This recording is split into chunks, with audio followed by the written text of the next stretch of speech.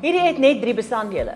So tegnies kan hy nie flop nie. Okay. Vandag maak ons chocolate brownies, maar ek weet Tanya hou van suikervry en glutenvry. So hierdie is 'n spesiale resep vir jou wat voldoen aan daardie vereistes. Ten minste gaan jy maklik kan onthou. Jy vat 3 piesangs, verkieslik ryp. Hulle is nie so ryp nie. En ons gaan hulle nou fyn maak. Okay, ek mash hulle hierso.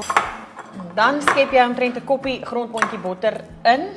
Is dit soos 'n smooth peanut butter? Ja, hierdie is 'n smooth grondboontjie botter. Ek dink hy kan lekker werk as hy Dalk crunchy ook is. En dan het ons so 3 eetlepels kakao. Nou gooi ons die fyn gemaakte piesang in die glasbak saam met die ander bestanddele. So jy gooi jou kakao by. Yes.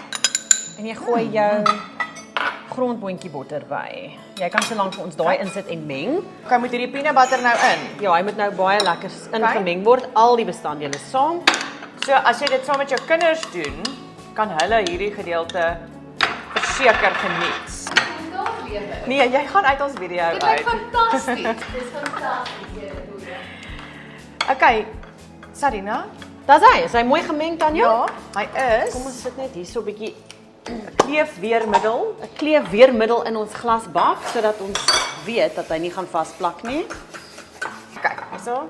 Nou gaan ons die beslag in die bak skep. So dis hoe hy lyk as alles nou mooi saam gemeng is, lekker donkerbruin, baie Dis 'n lekker. fudgy brownie. Ja, dis hoekom ek sê ek dink crunchy grondboontjie botter sal ook lekker kan werk. Sit ons hom in die oond. Vir hoe lank in die oond? Hoe warm? 180 grade Celsius vir omtrent so 25 minute. Druk 'n tandestokkie in en dan moet daar net 'n klein bietjie krummels uit. Okay, Dan reg. weet jy hy's gaar. Okay, reg. Ek gaan die sjokolade eers halfpad ingooi. So Ons gaan dit nie nou dadelik opsit nie. Ons sit dit eers na so 15 minute kan ons bietjie van die sjokolade oorsprinkel. Okay. Hierso is een vir jou ook. Ah! Sy, so dis amper 'n halfuur nadat ons die brownies in die oond gesit het. Dis hoe hy nou lyk. Kom ons proe. Okay, ek is gereed. Hy is baie fudgy. Maar ook baie piesangrig. As jy nie van piesang hou nie, gaan dit nie werk nie. Maak baie lekker. Punt uit 10? Ek wil net nog daai kant hap. Ek weet nie. Ek sal hom 'n 5 uit 10 gee. Dis verseker nie 'n regte egte brownie nie. Ek gaan maar 7. Werklik?